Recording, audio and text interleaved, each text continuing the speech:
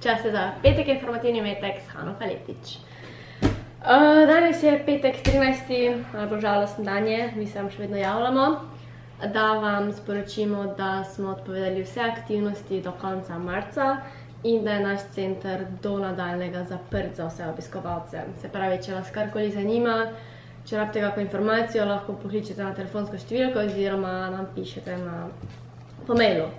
Tako da to, od jutri dalje je zaprt tudi MCC hostel do vsaj do 29.3. Če rabite kakšno rezervacijo, lahko še vedno pokličete po telefonu.